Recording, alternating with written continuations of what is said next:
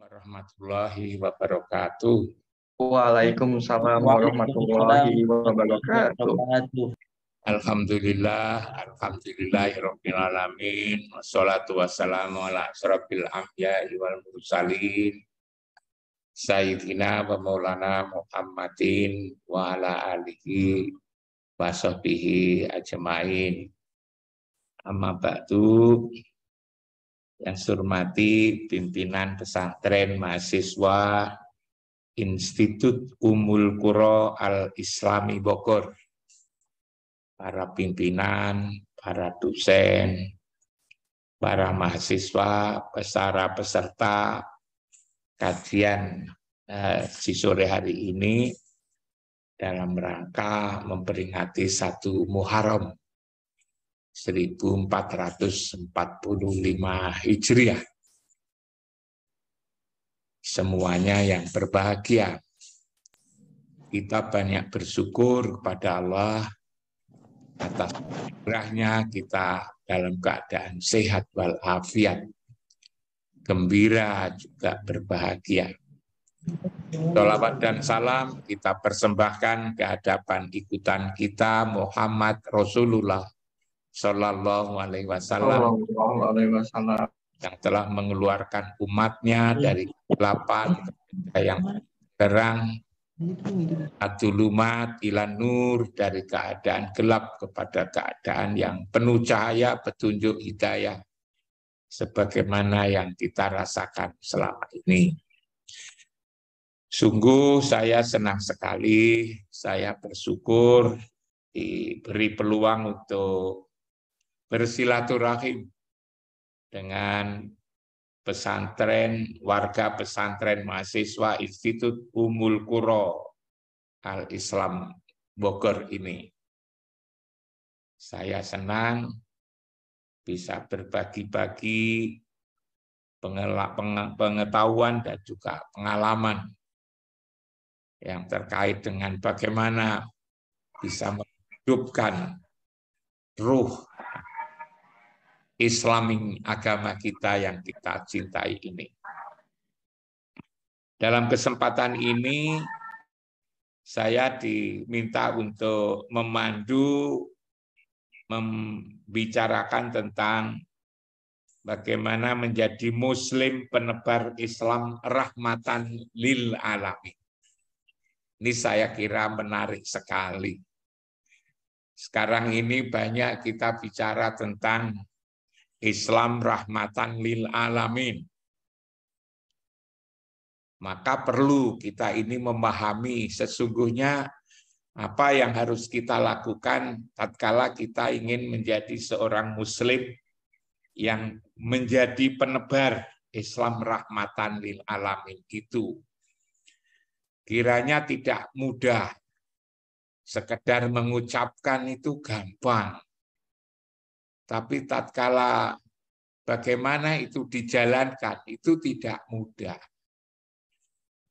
Tatkala kita menyebut diri kita menjadi penebar Islam, Islam yang rahmatan lil alamin. Tentu sebelum kita menebar, kita sendiri juga harus memiliki kekuatan itu. Memiliki kekuatan yang lebih agar kelebihan itu bisa kita bagi-bagi atau paling tidak kita punya sifat itu yang dengan sifat itulah kita kemudian bisa menebarnya. Tidak mungkin kita mengatakan akan menebar kasih sayang, menebar Islam yang rahmatan lil alamin, tapi kalau kita sendiri tidak memilikinya, pasti kita harus memiliki dulu, baru lalu kemudian setelah kita punya, baru kita bagi. Kasih sayang, Islam yang rahmatan lil alamin itu lalu kemudian kita bagi. Tentu kita lalu bertanya, apakah kita telah memiliki itu yang akan kita bagi-bagi? Tatkala kita bertanya apakah kita sudah memiliki, maka kita juga harus tahu apakah kita ini sudah punya. Lebih dari itu, siapa sebetulnya kita ini? Kita ini sebetulnya siapa?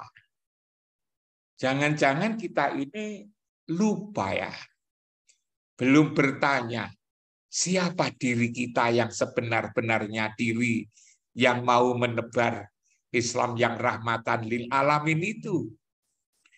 Pertanyaan ini sederhana sebetulnya, tetapi seringkali karena sifatnya yang sederhana itu lalu kemudian kelupaan. Kita belajar tentang jagat raya yang begitu luas.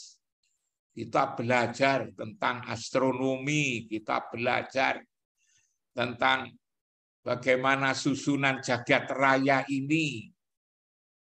Kita belajar tentang bagaimana benda-benda langit, benda-benda bumi, benda-benda laut, gunung, tanah itu isinya apa. Kita bicara tentang berbagai macam kehidupan ini, kehidupan binatang, kehidupan tumbuh-tumbuhan, kehidupan manusia.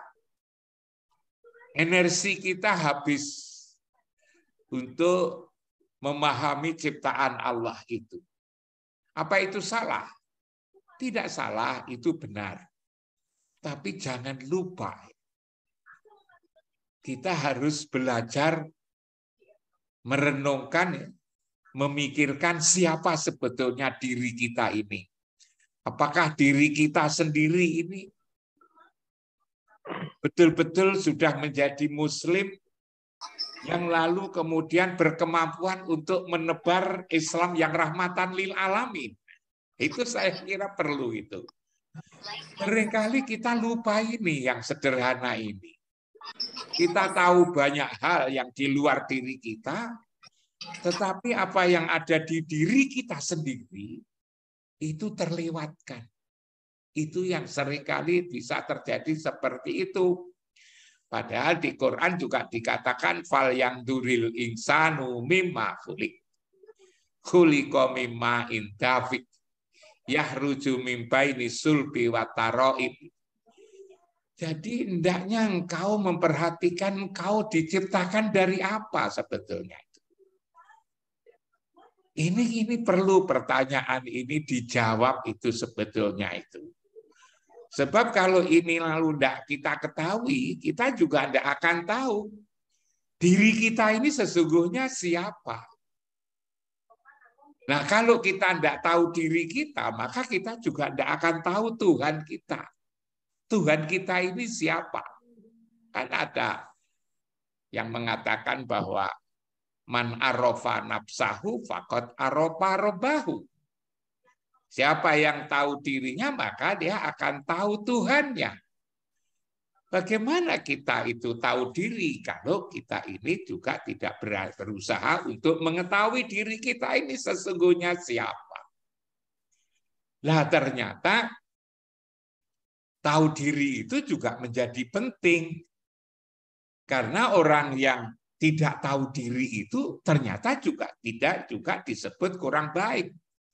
Di masyarakat itu kalau ada orang lalu melakukan kekeliruan, apalagi kekeliruannya itu kekeliruan yang serius, yang sungguh-sungguh salah, yang seharusnya tidak dilakukan lalu dilakukan, maka orang bilang orang itu kok tidak tahu diri saja. Tidak tahu diri itu ternyata jelek, tapi seringkali ini terlupakan. Para mahasiswa pesantren, pondok pesantren mahasiswa yang berbahagia. Nah, lalu kemudian kalau kita sekarang sudah memahami bahwa tahu diri itu penting, tapi lalu kemudian diri kita ini, selanjutnya diri kita ini siapa? Orang menyebutnya bahwa diri kita ini terdiri atas yang zahir dan yang batin, yang jasmani dan yang ruhani. yang kelihatan dan yang tidak kelihatan. Kan begitu. Yang batin dan yang zahir, yang jasmani dan yang ruhani. Saya kira di mana-mana disebutkannya itu. Nah, kalau kita lalu setuju bahwa kita ini ada yang zahir, ada yang batin, maka mana yang zahir? Juga mana yang batin? Yang zahir itu adalah yang kelihatan ini. Di sini ada Nabila Salma, ada Pak Samsudin, ada Pak Ari Wibowo, dan ada Robi Abdul Adawiyah, dan seterusnya. Ada saya yang kelihatan. Yang kelihatan itulah yang zahir sebetulnya. Yang zahir itu adalah hasil dari pertemuan antara ovum dan sperma. Dari bapak dan dari ibu. Pertemuan antara ovum dan sperma itu atas pernikahan orang tua kita masing-masing. Maka lalu dengan pertemuan itu tumbuhlah bibit manusia. Bibit manusia itu lalu setelah pertemuan itu sudah ada kehidupan sebetulnya. Lalu tumbuh, karena ada kehidupan lalu tumbuh. Tumbuh, berkembang ada di rahim ibu. Maka lalu kemudian setelah 4 bulan 10 hari, dinyatakan dalam hadis Nabi itu 4 bulan 10 hari, itu ditiupkannya ruh. Nah, ditiupkannya ruh. Di surat As-Sajdah ayat 9 dikatakan, summa sawahu wa nafakha fihi min ruhihi. Wa ja'ala lakumus sam'a wal absara wal afida qalilan ma tashkurun.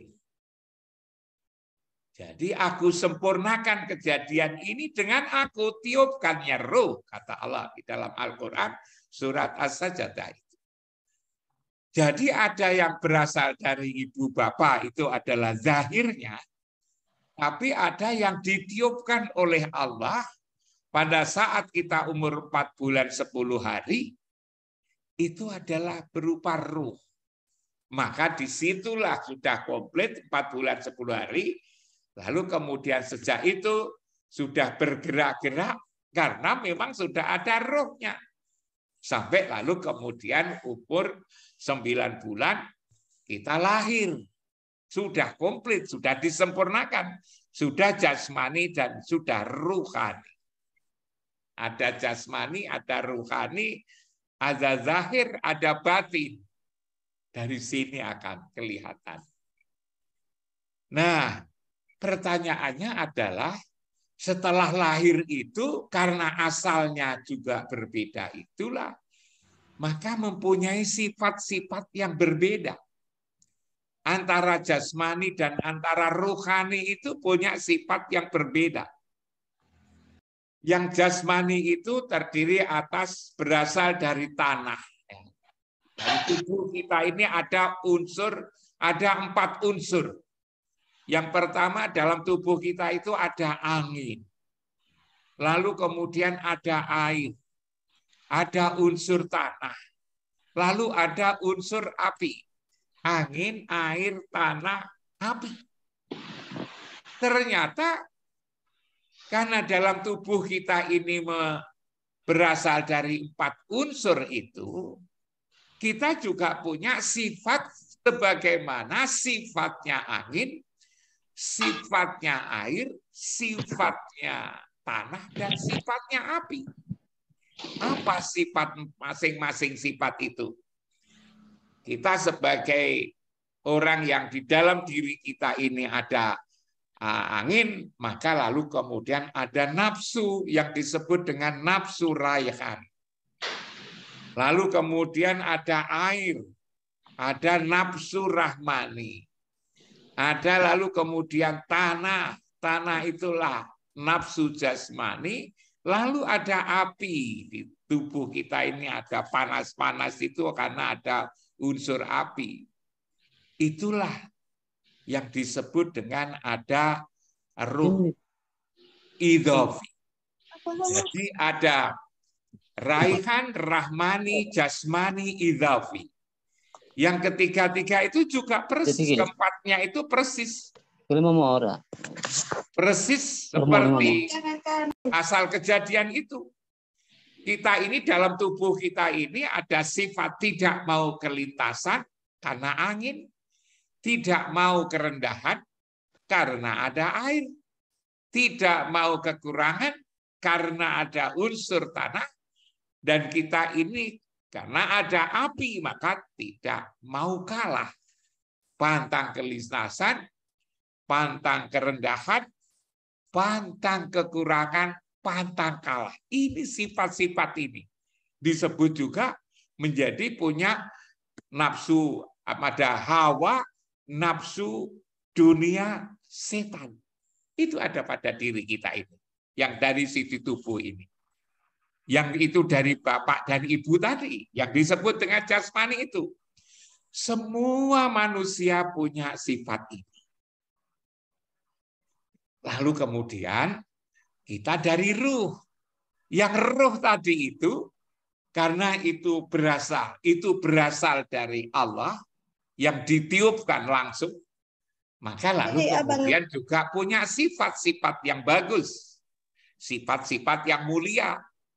Ialah sebagaimana sifat Rasulullah, sifat Muhammad Shallallahu Alaihi Wasallam. Kita punya sifat yang namanya syidik, amanah, tabligh, dan fatonah. Nah, itu. Di dalam diri kita itu kalau begitu punya 8 sifat yang antara 4 ini dibagi 4 saling berlawanan. Yang rohani kita ini sidik, amanah, tabligh, dan fatonah. Yang jasmani kita ini adalah punya sifat tidak mau kelintasan, tidak mau kerendahan, tidak mau kekurangan, tidak mau kalah. Itu kan. Nah, di sini. Inilah diri kita ini sesungguhnya adalah seperti ini. Dikatakan bahwa rohani kita ini itu adalah berasal dari Muhammad, tubuh kita ini berasal dari Adam. Ana minallah wal mu'minuna minni. Apa namanya?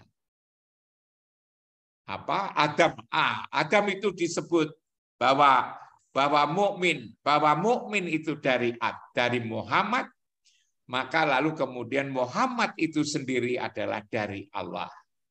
Bahwa tubuh kita ini adalah dari Adam, bahwa tubuh kita ini dari Adam, sedangkan ruh itu adalah dari Muhammad. Muhammadlah abul arwah, bapak ruh, sedangkan tubuh kita ini adalah Adam itu adalah abul basar. Nah, ada 2 kekuatan di sini ini.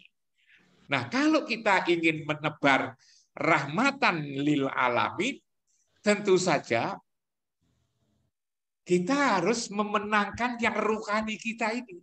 Rohani kita ini harus menang tatkala rohani itu ada di alam kegelapan yang namanya tubuh ini.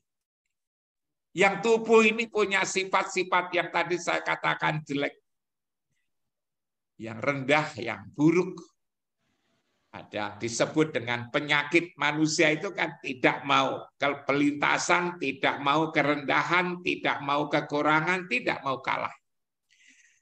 Kalau 4 ini dibiarkan, maka lalu punya anak pinak. Penyakit manusia, penyakit nafsu ini. Apa itu? 4 ini kalau dibiarkan, lalu punya anak 10 ya, 10 kejelekan yang berasal dari 4 kerendah penyakit ini. Dikatakan di dalam Al-Quran fi qulubihim maradun itu, bahwa di dalam diri ini ada penyakit itu kan. 4 ini akan melahirkan 10 penyakit lagi. 10 penyakit itu adalah, yang pertama adalah ajib, yang kedua adalah riya, lalu kemudian takabur, lalu kemudian iri, dengki, hasud, tamak, fitnah, loba, dan sombong. Ada 10 ini. 10 penyakit ada dalam diri kita ini. 10 tambah 4 menjadi 14. 14 penyakit ini kalau dibiarkan punya cucu. Saya katakan punya cucu. 3 lagi. 1 adalah dendam. Yang kedua adalah bermusuhan, suka memusuh. Yang ketiga adalah suka merusak. Ada 17 penyakit yang tumbuh dari tubuh kita ini. 4 ditambah 10 menjadi 14, tambah 3, 17. 17 penyakit yang ada di dalam tubuh kita itu sendiri. Nah, inilah sebetulnya yang mengganggu kita ini ada 17. Makanya saya tidak tahu kok lalu kemudian ada sholat. Yang sholat itu inna sholata tanha anil fasya wal munkar juga berjumlah 17 rakaat. 17 rakaat lalu kemudian ini untuk menghilangkan atau paling tidak untuk menjinakkan 17 penyakit yang ada di dalam tubuh ini. Ini. Nah, sifat-sifat dari sifat-sifat iman tadi, hawa nafsu dunia sidik, amanah, tablek, patonah ini hendaknya bisa mengalahkan. Mengalahkan 4 penyakit ini, mengalahkan 17 penyakit ini. Sifat-sifat sidik. Karena itu kalau kita ingin menjadi muslim yang menebar rahmatan lil alamin, maka bagaimana pada diri kita sendiri ini, itu sifat-sifat mukmin yang saya katakan sidik, amanah, tablek, dan patonah itu bisa mengalahkan 17 penyakit ini. Dan ini tidak gampang, ini sulit sekali. Sekarang bagaimana agar diri kita itu menjadi baik dalam pengertian, mampu mengalahkan penyakit yang jumlahnya 17 ini bagaimana itu kan? Apa disekolahkan? Sekolah tidak mampu untuk menjadikan diri kita ini baik. Apa disuruh baca buku? Baca buku juga tidak bisa itu kan. Apa lalu ditatar, penataran? Rasanya banyak orang yang penataran juga tidak baik-baik itu kan. Lalu kemudian diapakan? Dinasehati. Apa bisa manusia itu dinasehati? Orang bisa percaya bahwa lalu memperbaiki diri kita ini bisa pakai pendidikan. Coba sama lihat. Kalau pendidikan itu bisa berhasil ya, apalagi hanya pendidikan formal, bisa memperbaiki hati ini. Kita lihat saja. Sekolahan, ada sekolahan mulai dari PAUD, lalu kemudian TK, lalu ada SD, ada SMP, ada SMA, ada S1, ada S2, S3. Semua penyelenggara pendidikan mengatakan bahwa lembaga pendidikan itu bisa memperbaiki manusia. Bisa menjadikan karakter, akhlak itu menjadi bagus. Nah, saya seringkali ngajak untuk melihat apa benar itu. Kalau itu benar, bahwa pendidikan bisa memperbaiki apa yang ada di dalam hati kita ini, orang yang berkarakter bagus misalnya dilihat dari sisi kejujuran. Bisakah semakin tinggi jenjang pendidikan, orang itu semakin jujur? Jangan-jangan berbalik, jangan-jangan. Saya pernah berdiskusi, bertanya dengan kawan-kawan yang ngurus pendidikan itu. Coba ada perhatikan. Anak TK sama anak SD itu kira-kira nakal mana? Katanya nakal anak SD. Dibanding SMP. Kok rasanya nakal SMP? Dibanding SMA. Kok rasanya nakal SMA? Dibanding S1. Saya kira cobalah direndong-rendongkan sendiri. Jangan-jangan jenjang-jenjang pendidikan itu tidak mampu sebetulnya untuk memperbaiki hati ini yang nanti menebar rahmatan lil alamin ini. Kalau anak-anak SD, SMP, SMA Dulu ketika masih ada ujian nasional itu kan ditata sedemikian rupa. Soal saja enggak, kepala sekolah tidak dipercaya untuk bawa, dititipkan pada kantor polisi. Lalu kemudian buku-buku tidak boleh dibawa masuk, HP dan seterusnya itu. Jarak antara satu dengan yang lain dibikin renggang. Pengawasnya dibuat tidak hanya 1, 2, kadang-kadang juga 3 satu kelas itu. Untuk apa kok sampai ribet seperti itu? Yang jelas mereka agar tidak nyontek. Padahal nyontek itu paling-paling hanya 1 kata, 1 kalimat, 1 baris. Itu nyontek, itu enggak boleh. Jadi anak SD, SMP, SMA itu enggak boleh nyontek. Sampai diatur ujiannya ribet seperti itu. Nyontek. Nah, apakah kalau S2, S3 tidak nyontek? Ya tidak. Tapi copy paste biasanya itu. Anak-anak S3, S2 itu copy paste, ngambil sini, ngambil sana. Sampai kadang-kadang dosen pembimbingnya itu masih kesulitan karena itu memang tidak bisa, ini tidak bisa sebenarnya itu. Dinasihati juga tidak bisa kita ini. Sulit sekali menasihati orang itu, sulit sekali. Disuruh baca buku di kursus juga tidak bisa. Nah, kalau begitu apa sebetulnya agar lalu kita bisa menebar rahmatan lil alamin ini? Saya pelajari di dalam Al-Qur'an itu. Ternyata yang bisa memperbaiki hati ini, yang watak kita ini, agar lalu Islam kita ini lalu menjadi bagus, lalu kemudian kita tebarkan, kita bagi-bagi, menjadi rahmatan lil alamin tadi. Caranya kok, yang di Quran itu kok satu saja itu. Apa itu? Sholat.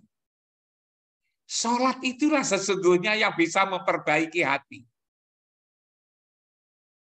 Ayat Quran banyak sekali. Qad aflaqal mu'minun alladzina hum fi sholatihim khoshi'un.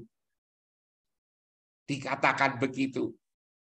Dikatakan bahwa wasta'inu bis-sabri was-shalah itu kan. Wa innaha lakabiratun illa 'alal khoshi'in. Inna sholata tanha 'anil fahsya wal munkar itu kan. Seperti itu. Dan banyak sekali awalu ma yuhasabu bihi yaumal qiyamah as-shalah. Salat ternyata yang pertama kali dihisab nanti itu adalah salat. Maka betapa pentingnya salat ini. Salat inilah sebetulnya yang akan bisa menjadikan hati itu damai. Hati itu lalu memiliki menyandang sifat-sifat kasih sayang itu sebetulnya hati ini. Yang lain tidak ada. Tapi juga tidak semua sholat. Nyatanya banyak sekali orang yang sholat, tapi lalu kemudian perilakunya juga masih mirip-mirip, bahkan juga sama. Kita lihat misalnya banyak orang sholat, tapi juga masih nipu. Kadang-kadang juga masih punya iri dengki. Dia sholat, tapi juga masih tega-teganya memfitnah. Dia sholat, tapi juga hasud. Dia sholat, tapi juga tamak. Dia juga masih menyimpang. Dia juga masih korupsi. Korupsi itu ternyata, koruptor itu ternyata juga orang-orang yang sholat. Coba kalau kita pergi ke penjara. Nanti penduduk di penjara itu kan pakai baju koko gitu kan. Waktunya sholat mereka juga pakai juga sholat. Kopiahnya juga putih gitu kan. Lalu di mana sesungguhnya letak sholatnya itu sehingga bisa memperbaiki hati ini? Ternyata tidak sembarang sholat. Tapi kalau saya katakan wasta'inu bis-sabri was-shalah wa innaha lakabiratun illa 'alal khoshi'in gitu kan. Mintalah pertolongan lewat sholat dan sabar. Dengan sabar dan sholat. Tapi itu berat. Wa innaha lakabiratun illa 'alal khoshi'in. Berat kecuali orang yang khusyuk. Nah, ternyata lalu kemudian sholat yang dihendaki bisa merubah, bisa menyandang kasih sayang, itu adalah sholat yang khusyuk. Pertanyaannya adalah, sholat khusyuk itu seperti apa? Ini seringkali orang bertanya-tanya itu. Kalau kita ngaji ke berbagai macam ustadz, lalu kemudian menjelaskan dengan berbagai cara yang berbeda-beda untuk sholat khusyuk. Bahkan lalu kemudian ada di Malang, di Surabaya, itu tempat saya itu ada kursus sholat khusyuk. Pada sholat khusyuk kursus. Jangankan yang di kursus, yang kursus saja tidak khusyuk. Yang kursus saja belum tentu kalau khusyuk. Lah sholat khusyuk itu seperti apa? Ini penting saya kira, sholat khusyuk ini penting kira-kira. Sholat khusyuk itu di dalam Quran, yang tadi ayatnya saya sebut, terusannya adalah khusyuk itu adalah alladzina yadunnuna annahum mulaku rabbihim. Sholat khusyuk itu adalah sholat ketika kita sedang sholat, yadunnuna annahum mulaku rabbihim. Nah, kata kuncinya adalah ketika sholat kita merasa yakin ketemu Tuhan. Mulaku rabbihim wa annahum ilaihi raji'un. Dan mereka itu kelak akan dikembalikan kepadanya. Jadi sholat khusyuk itu ketika sholat kita merasa ketemu Tuhan. Mulaku rabbihim. Nah, saya tidak tahu apakah mahasiswa pesantren ini, pesantren mahasiswa ini kalau sholat ketemu Tuhan. Kalau belum ketemu Tuhan, maka artinya tidak khusyuk. Pertanyaannya adalah bagaimana ketemu Tuhan? Ketemu Tuhan itu adalah kita ketemu Tuhan itu, kalau kita ngomong bertemu, temu siapa?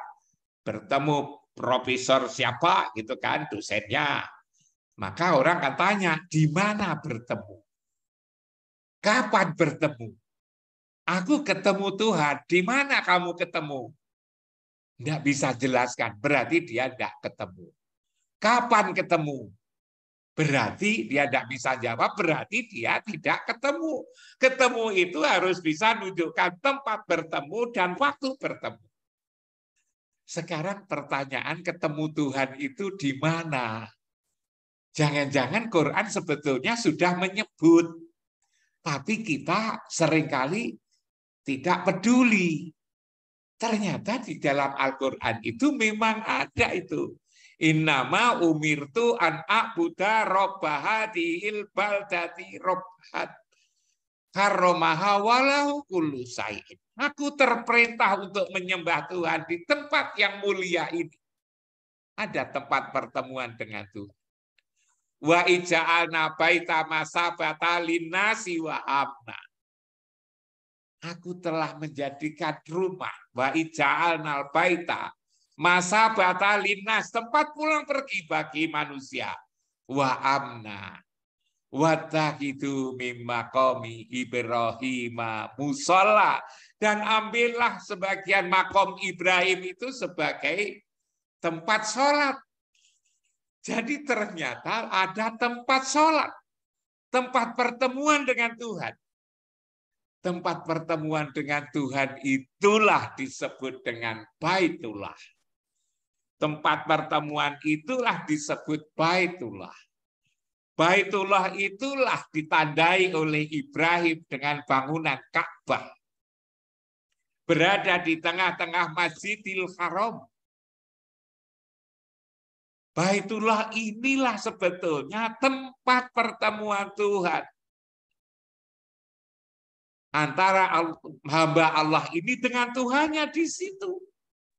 Lalu bagaimana kita sholat harus ada di situ? Kita sholat harus ada di situ, lalu pertanyaannya siapa yang sholat? Siapa yang sholat? Apakah tubuhnya ini? Saya kira bukan. Yang sholat itu adalah mukmin. Mukmin itu adalah ingatan yang ada di dalam hati, inilah rasa. Rasa yang ada di dalam hati, ingatan dalam hati, inilah yang sholat. Ingat, kita merasa ingat dengan Baitullah. Baitullah gaib, tapi dizahirkan dengan berupa bangunan Ka'bah ada di tengah-tengah Masjidil Haram. Karena itulah maka semua kaum muslimin di seluruh dunia ini kalau sholat mesti menghadap ke kiblat, ke Baitullah itu. Orang Indonesia, orang Malaysia, Singapura, Thailand, Filipina menghadap ke barat. Orang Rusia menghadap ke selatan. Orang Yaman, orang Sudan menghadap ke utara. Orang Inggris, Perancis, Belanda, Jerman, Belgia menghadap ke timur, menghadap ke satu tempat ini namanya Baitullah. 5 kali sehari semalam kita harus menghadap ke tempat itu. Betapa pentingnya tempat itu sampai orang itu sebelum meninggal dunia harus pernah ziarah ke tempat itu. Harus pernah ke ziarah ke tempat itu. Apakah lewat haji atau lewat umroh? Coba kita bayangkan. Setiap hari kita mesti beringat tempat itu. Seumur hidup kita harus pernah berziarah ke tempat itu. Bagi yang mampu maka betapa pentingnya itu. Baitullah itu betapa pentingnya. Ini yang terlupakan ini selama ini. Lalu kemudian apakah kalau kita ke sini ada di tempat itu berasa dampak? Ada. Coba dibaca di dalam surat Al-A'raf ayat 43. Dikatakan di sana wa naza'na ma fi sudurihim min ghillin. Aku cabut apa yang ada di dalam dada ini min ghillin. Penyakit iri, penyakit dengki, penyakit takabur, tamak, permusuhan, dan seterusnya yang 10 tadi tambah 4 ditambah dengan 3, 17 dicabut penyakit itu. Siapa yang menyabut? Yang menyabut adalah Allah. Kapan dicabut? Ketika kita sholat. Di mana dicabut? Dicabut kita ini ketika sedang tajri min tahtihimul anhar, di tempat yang di bawahnya mengalir sungai, di bawahnya Masjidil Haram, di bawahnya Ka'bah itu ada sungai. Sungai itu airnya tidak pernah habis-habis. Diambil berapa saja setiap hari tidak pernah habis. Itulah di situ ada sungai. Yang di atasnya itu adalah Masjidil Haram. Disitulah ketika kita sedang di situ, ingatan kita, bukan tubuh kita. Kalau tubuh kita, saya ada di Malang, tubuh saya di Malang, Anda sekalian di Bogor, tubuhnya di Bogor. Tapi ketika sedang sholat, maka ingatannya ada di Baitullah di situ itu. Dan kalau kita berada di Baitullah, maka penyakit hati kita ini dicabut. Wa naza'na ma fi sudurihim, aku cabut apa yang ada di dalam dada ini min ghillin. Penyakit hati ini dicabut. Nyabutnya di mana? Tajri min tahtihimul anhar. Kalau penyakit ini sudah dicabut, maka lalu kemudian kita menjadi sehat. Kalau menjadi sehat, maka lalu penyakit hati hilang. Maka yang ada adalah penyakit adalah sifat-sifat mulia, sidik, amanah, tablek, dan fatonah. Dikatakan di dalam Al-Quran itu, kalau sholat benar-benar sholat, ingatannya berada di situ, maka dikatakan inna sholata tanha anil fasya wal mungkar. Sholat itu mencegah perbuatan keji dan mungkar. Kenapa? Karena penyakitnya dicabut oleh Allah di situ. Tapi kalau kita sholat, tapi lalu kemudian ketika kita takbiratul ikram, Allahu Akbar. Setelah takbiratul ikram itu Allahu Akbar. Apa yang kita ingat? Kita bisa ingat mall, kita bisa ingat tugas, kita bisa ingat HP di mana, kita ingat buku, kita ingat tabungan saya apa. Waktu sholat itu kalau tabungan nggak tabungan. Itu sebetulnya tidak dicabut. Dan itu sebetulnya secara syariah sholat, tetapi secara hakikat dia belum sholat. Karena di Quran juga dikatakan bahwa makana sholatuhum indal baiti, tidaklah sholat di tempat ini. Illa mukaan wa tasdiatan, kecuali hanya bersiul-siul dan bertepuk tangan. Fadukul adaba bima kuntum takfurun, gitu kan. Tidaklah sholat di tempat itu. Tempat sholat, tempat hubungan hamba dengan Allah, dengan Tuhan, di tempat itu diingatkan oleh Allah di lewat Quran, wa makana sholatuhum indal baiti, tidaklah sholat di tempat yang mulia ini illa mukaan wa tasdiatan, kecuali hanya bersiul-siul dan bertepuk tangan. Diingatkan di situ, fadukul adaba bima kuntum takfurun, ingat adab Allah begitu keras karena kamu menserikatkan. Jadi kalau kita lalu sholat Allahu Akbar, ingatan kita itu pada tabungan masih berapa sisanya. Begitu Allahu Akbar, lalu selesai itu ingat mall, ingat pekerjaan rumah, ingat HP, ingat jemuran, ingat pakaian, ingat orang tuanya, ingat kawan-kawannya, sedang sholat kok ingat. Maka lalu dikatakan di surat Al-Maun itu, fawailul lil musallin, celakalah orang-orang yang sholat, alladzina hum an sholatihim sahun, mereka yang sholat lupa bahwa dirinya sedang sholat. Seringkali kita lakukan begitu, kita lupa bahwa diri kita ini sedang sholat. Itulah celaka orang sholat. Tubuhnya menghadap kiblat, tapi lalu ruhaninya, rohnya, ingatannya pergi kemana-mana.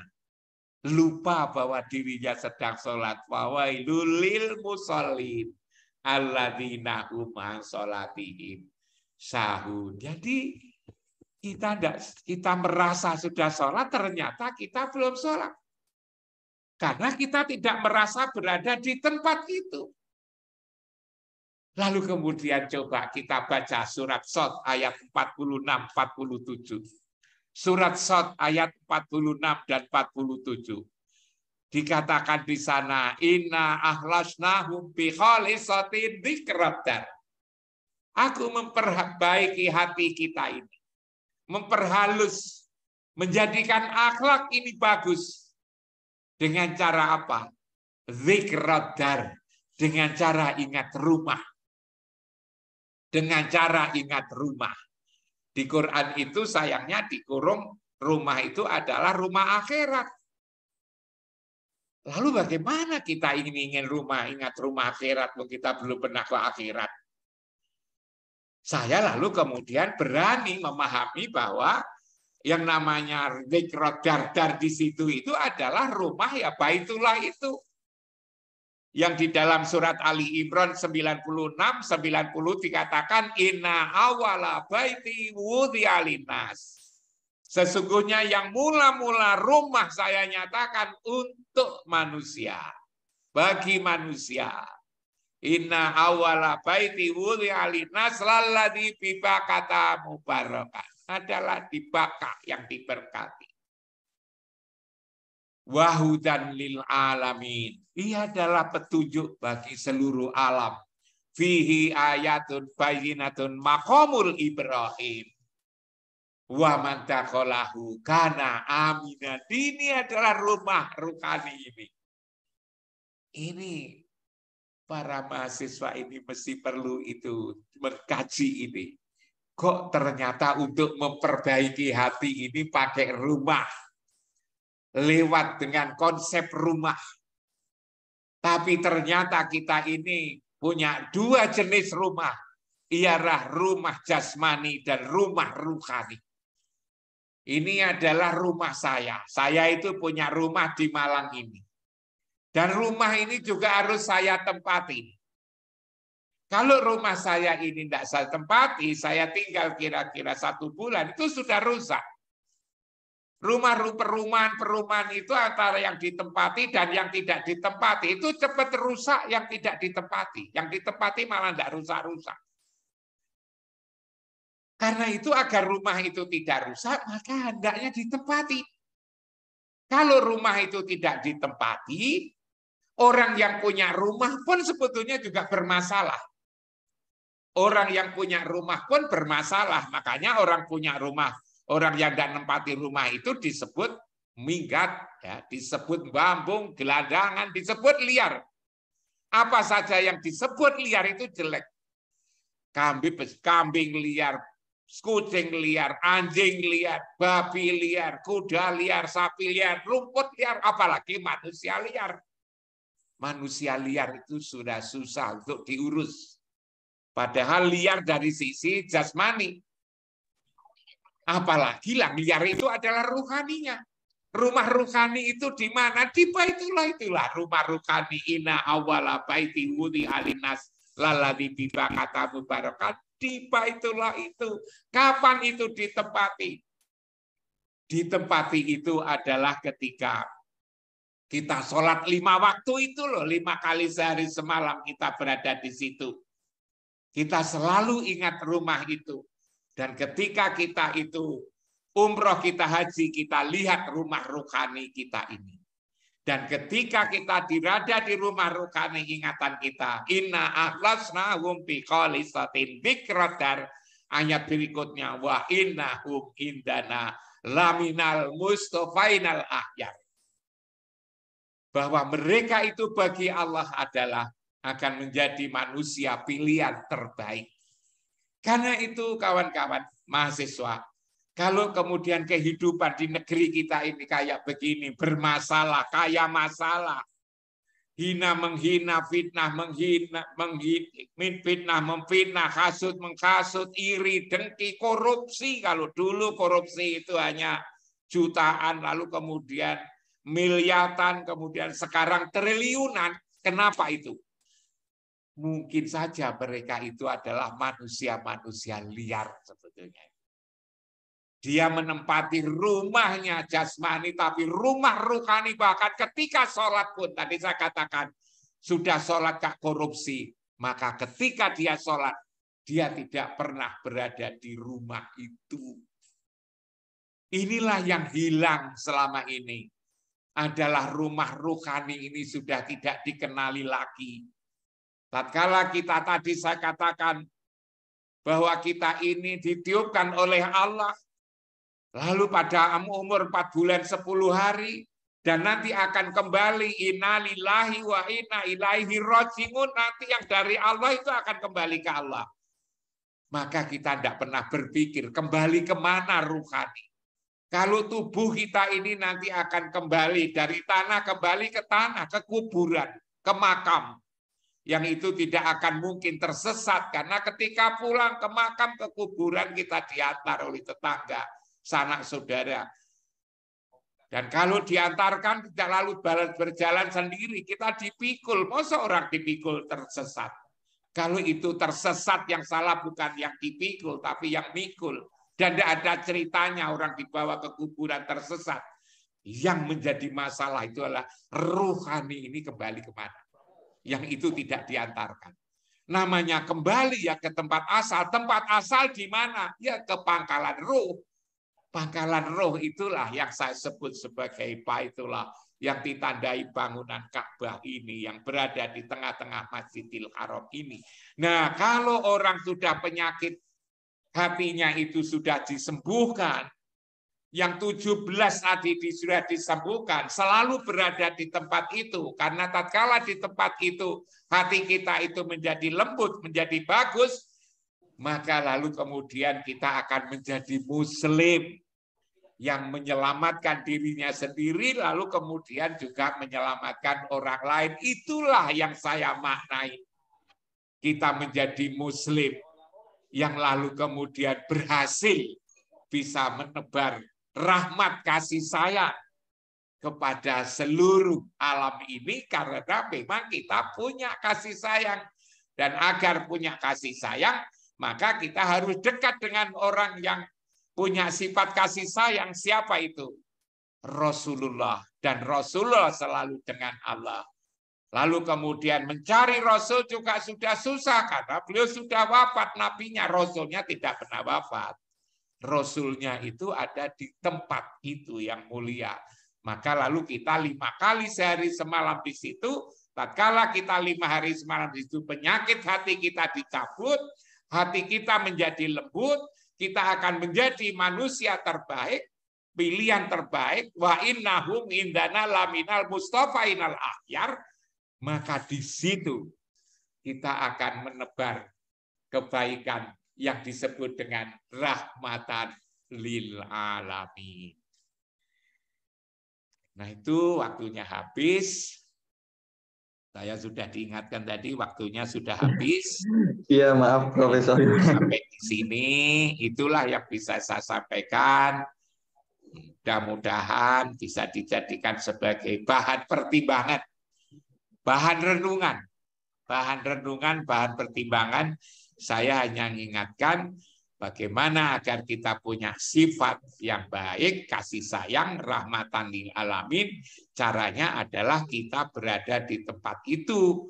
Ditunjukkan dalam Quran, wa naza'na ma fi sudurihim min ghillin tajri min tahtihimul anhar. Disebutkan dalam surat As-Sad ayat 46, inna ahlasnahum bi khalisatin dzikradar wa innahum indana laminal mustofainal ahyar. Dan dengan hati kita yang penuh kasih sayang karena selalu menyambung dengan Muhammad Rasulullah secara ruhaniah, maka kita akan bisa menebarkan kasih sayang ini kepada siapapun. Saya kira itu. Terima kasih. Kurang lebihnya mohon maaf. Assalamualaikum warahmatullahi wabarakatuh. Waalaikumsalam warahmatullahi wabarakatuh. Terima kasih kepada Profesor Imam Subhayoga yang telah menyampaikan begitu banyak materi tentang rahmatan lil alamin ini. Semoga bermanfaat bagi kita semua. Mungkin dari kawan-kawan yang ingin bertanya lagi tentang lebih jelasnya, boleh dipertanyakan oleh Profesor. Dipersilakan buat kawan-kawan yang ingin bertanya. Punten, saya mau nanya nih. Assalamualaikum warahmatullahi wabarakatuh. Waalaikumsalam warahmatullahi wabarakatuh. Pertama, saya ucapkan terima kasih banyak kepada Bapak Profesor yang telah menyajikan beberapa keilmuan dan pengalaman kepada kami terkait dengan pengobatan hati, bahwa pada dasarnya pengobatan hati itu dengan sholat, tetapi tidak semua sholat menjadi obat hati, hanya sholat yang khusyuk yang bisa mengobati hati. Pertanyaan saya, Pak Prof, kira-kira untuk menciptakan sholat yang khusyuk itu seperti apa ya? Kira-kira triknya bagaimana? Sebab yang kami lakukan selama ini, seolah-olah saya belum pernah sholat khusyuk dari awal takbir sampai salam. Yang kedua, sholat yang tidak khusyuk itu kan termasuk fawailul lil musallin. Nah, seperti kita ini kebanyakan kan belum mencapai khusyuk nih. Apakah setelah berupaya semaksimal mungkin, kemudian kami tidak bisa mencapai sholat khusyuk, apakah tetap akan terkecam dengan ayat fawailul lil musallin? Demikian kira-kira, mohon penjelasan dari Bapak Prof. Wassalamualaikum warahmatullahi wabarakatuh. Terima kasih Pak Samsudin, bagus sekali. Gimana ya sholat khusyuk? Saya ini seringkali didatangi orang ya, gara-gara saya mungkin nyebut sholat khusyuk dalam kajian-kajian itu. Sholat khusyuk itu menurut saya tidak boleh dikarang-karang ya. Tapi ada petunjuk dalam Al-Quran itu tadi saya katakan, wasta'inu bisobri wassalah. wa innaha lakabiratun illa 'alal khasiin. Bahwa itu berat kecuali bagi orang-orang yang khusyuk. Yang khusyuk itu siapa? Yang khusyuk itu adalah alladzina yadzunnuna annahum mulaqu rabbihim wa annahum ilaihi raji'un. Salat khusyuk itu adalah ketika salat kamu yakin ketemu Tuhan. Nah, ini barangkali yang tidak pernah kita renungkan. Bagaimana bertemu Tuhan? Nah, kalau kita itu bertemu Tuhan, Tuhan betapa susahnya ditemui. Wong Tuhan itu tidak berubah, tidak berbentuk, tidak berbunyi, tidak beralamat. Walam yakun lahu kufuwan ahad. Tidak ada yang menyerupai, tidak ada apapun yang menyerupai. Bahkan juga disebut laisa kamitslihi syai'un. Yang semisal saja itu tidak ada. Kan sulit banget ini ketemu Tuhan ini. Karena itulah lalu kemudian kalau saya, mohon maaf ini jangan diadukan ke Bareskrim. Kalau saya cari Tuhan yang sulit, maka saya cari yang dengan Tuhan, yang bersama Tuhan, yang serta Tuhan.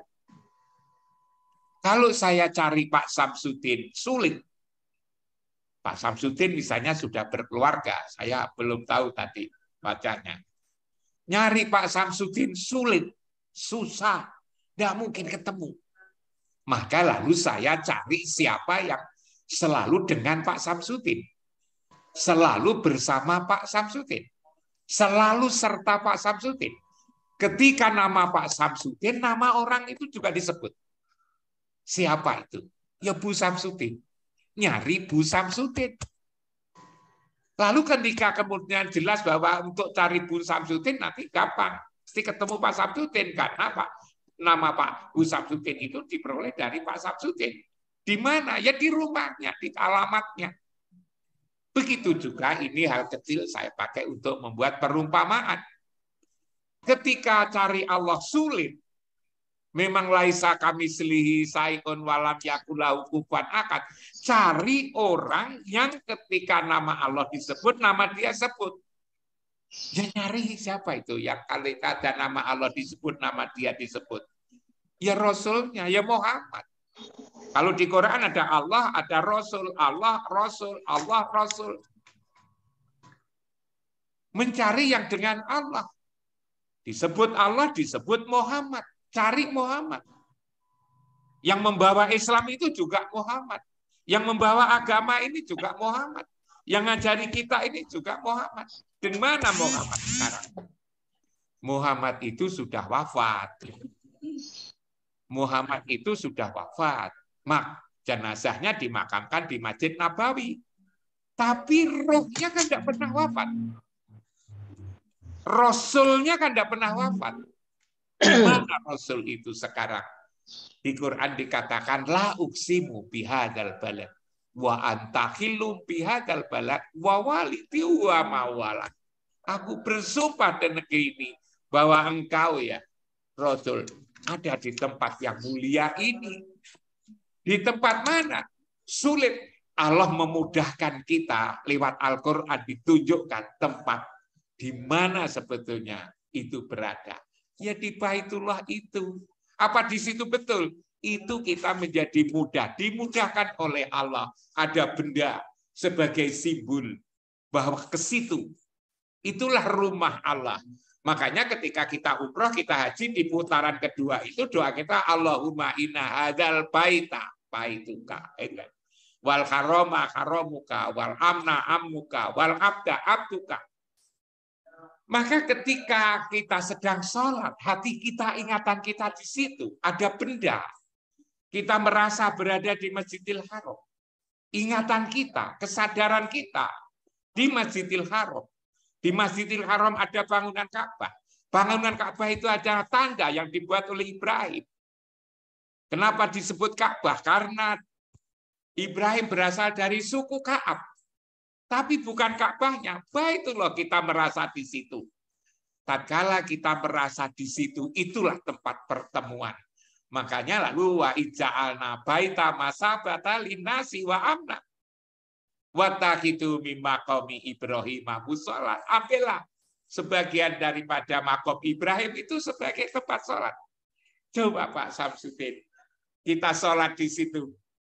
Sebelum Allahu Akbar kita merasa, ingatan kita ada di situ. Nanti lalu kemudian kan tidak kemana-mana. Kalaupun toh kemana-mana kita kembali ke situ. Makanya wa ija'alna masabata linnas, tempat pulang pergi. Kita ingat lain, kembali lagi ke situ. Ingat lain, kembali situ. Lama-lama kita akan terlatih. Ketika kita sholat 5 menit, merasa berada di situ. Dan ketika kita merasa berdita ada di situ, itulah hukumnya. Kita telah temu Rasul dengan Allah, bersama Allah, serta Allah. Akhirnya kita ketemu Tuhan. Mulaku Rabbihim wa anahum ilaihi raji'un. Nah, apakah pertanyaan kedua, kalau kita lalu kemudian sholat kita ada di mana-mana, ya sebelum lalu kemudian kita merenungkan dengan pandangan seperti ini, disebutkan di dalam Al-Quran, wa ija'alna baita masabata linnas wa amna wa taqitu min maqami Ibrahim musholla. Kita belum kenal dengan ayat Quran bahwa makana sholatuhum indal baiti illa muka'an wa tasdiyatan, bahwa tidaklah sholat di tempat kecuali di tempat itu. Tidaklah sholat di tempat itu kecuali hanya bersiul-siul, bertepuk tangan. Kita lalu diingatkan ayat Quran ini. Maka lalu kemudian kita mencoba untuk lakukan itu, maka yang sudah kita lakukan selama ini tidak ada masalah karena kita tidak tahu. Tapi karena kita sudah tahu bahwa disitulah tempat pertemuan hamba dengan Allahnya, mulaku Rabbihim. Tapi lalu kemudian kita tetap saja tidak pernah ingat di situ, tapi ingat mall, ingat pasar, ingat tabungan. Maka di situ yang bermasalah sebetulnya itu. Saya kira itu Pak Samsudin. Jadi kalau Pak Samsudin mulai ketika menghadap, bukan hanya menghadap, tapi hati kita di situ. Maka lalu kemudian juga ada ayat Quran mengatakan atamuruna nas bil birri wa tansawna anfusakum wa antum tatlunal kitab afala taqilun. Mengapa engkau menyuruh tubuhmu, nasmu, atamuruna nas itu tubuh, kepada masjid, jalan ke masjid, menghadap kiblat. Tapi tatkala kita menghadap batan sauna angkusakum, engkau melupakan dirimu sendiri. Padahal kamu membaca kitab. Apalah takilun. Kamu ini lucu. Ngajak tubuhmu, kakimu melangkahkan ke masjid. Setelah di masjid lalu kemudian sholat. Ketika Allahu Akbar kemana-mana. Ini kan kenapa tubuhmu kamu bawa ke sini? Ketika sholat kemudian kamu kemana-mana. Itu kan diejek itu oleh Allah. Lewat Al-Quran ini. Nah, itu Pak Samsudin, khusyuk itu adalah ketemu Tuhan. Tatkala ingatan kita berada di Baitullah, di pembinaan ruhani. Baitullah itu namanya macam-macam, mulai dari Ars, Baitul Makmur, Baitul Rahman, Baitul Rahim, Baitul Atik, Baitullah. Nah, itu namanya macam-macam. Di tempat itu pandangnya satu. Menghadap ke tempat itu, maka insya Allah hati kita itu akan menjadi damai. Tidak mau hasut-menghasut, tidak mau fitnah-memfitnah, tidak mau kita ini menjelek-jelekan orang. Tatkala kita mau korupsi, tatkala kita mau nyeleweng, maka lalu kemudian diingatkan, jangan kamu lakukan. Yang mengingatkan itu hati kita sendiri. Hati kita sendiri itu ya di dalam bisikan itu jangan kamu lakukan gitu kan. Maka lalu kemudian kita tidak melakukan atau sudah diingatkan. Tapi ketika diingatkan kita lalu kemudian tetap saja melakukan kejelekan. Maka lalu Allah dengan kasih sayangnya juga masih mengingatkan lagi di surat Ar-Rahman itu sampai berkali-kali fabi ayyi ala rabbikuma tukadziban. Fabi ayyi ala rabbikuma tukadziban. 31 kali. Nikmat Tuhanmu yang mana lagi yang kau dustakan ini? Kenapa ada ayat yang berulang-ulang? Karena manusia ini selalu mendustakan. Ya, apa yang didustakan? Yang didustakan adalah dirinya sendiri, iman yang ada di dalam dadanya. Saya kira itu Pak Samsudin, mudah-mudahan bisa dijadikan bahan pertimbangan. Terima kasih. Terima kasih Pak. Pak Prof atas jawabannya. Mungkin satu penanya terakhir ya Pak Profesor, yaitu pertanyaannya, tanda-tanda Allah menerima amalan yang kita kerjakan termasuk sholat itu apakah ada gitu? Ya, yang bisa melihat tanda-tanda itu hanya dirinya sendiri. Kita rasakan sendiri. Iya. Apakah ketika kita itu lalu bisa damai dengan diri kita sendiri? Apakah kalau ada gangguan itu kita cepat memberikan respon yang negatif? Tatkala kita itu lalu kemudian ada sesuatu yang salah, lalu kemudian segera emosi kita menyala-nyala gitu kan. Apakah kemudian kalau ada hal-hal yang tidak benar, kita lalu kemudian teriak-teriak yang nyakiti orang lain. Itu nanti tanda-tanda. Bagaimana dengan istri kita, tatkala istri kita lakukan kesalahan, anak kita melakukan kesalahan, tatkala kita tidak lihat sesuatu yang tidak benar gimana gitu kan. Itu nanti akan terasakan. Antara masing-masing orang akan merasakan itu. Itu adalah tanda-tanda bahwa sholat saya itu ternyata bisa merubah diri kita. Tanya kepada istrinya, setelah pengajian ini, lalu kemudian kita sholat, selalu berada di situ, kok ada salah-salah sedikit, Bapak lalu masih sabar, Bapak ikhlas, Bapak memberi contoh, begitu juga Ibu. Gitu. Jadi agama itu sebetulnya bisa dirasakan tidak saja di akhirat nanti, di dunia ini saja dirasakan. Seorang Muslim itu bisa kebaikan ya, kedamaian Muslim itu bisa dirasakan di sini ini sebetulnya itu kan. Mau kita ini sebetulnya yang ada di dalam dada kita ini sebetulnya cerdas banget sebetulnya. Coba guys, coba Mas Ari Wibowo ya, dicoba. Nanti malam kalau sampai mau tidur, lalu kemudian saya ngomong, aku nanti jam 2 malam akan bangun, gitu kan? Walaupun tidak ada beker, tidak ada alarm itu, nanti jam 2 persis bangun. Bangun Pak Samsudin, nanti jam 2 itu bangun. Walaupun tidak ada alarm, tidak ada beker, tidak ada yang bangun. Hanya lalu ketika bangun tidur lagi. Ketika kita bangun lalu tidur lagi. Masih jam 2. Itulah lalu kita mendustakan diri kita sendiri. Makanya lalu diingatkan di surat Ar-Rahman, fabi ayyi ala rabbikuma tukadziban itu. Jadi sebetulnya tajam banget yang ada di dalam dada, itulah iman. Saya memaknai iman itu amanah yu'minu imanan, bukan percaya, tapi adalah kepercayaan. Kepercayaan Allah yang ada di dalam dada kita ini sebetulnya tajam banget, sensitif banget. Rasa yang ada kalau sudah hidup. Jadi sholat itu dengan sholat khusyuk itu menghidupkan rasa, sebetulnya. Menghidupkan nikmat. Dan orang kalau rasanya itu hidup, maka kita lalu berperasaan. Perasaan kita bagus.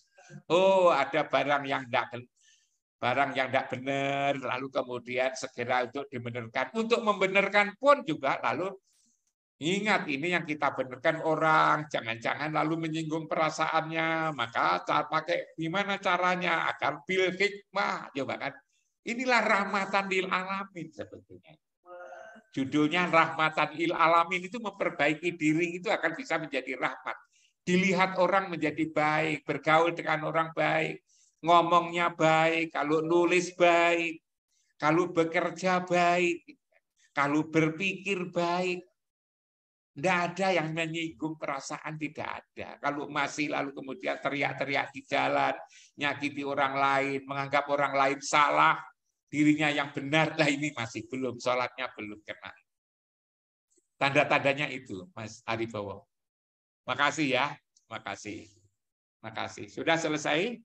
Kurang lebihnya mohon maaf. Terima kasih. Assalamualaikum warahmatullahi wabarakatuh.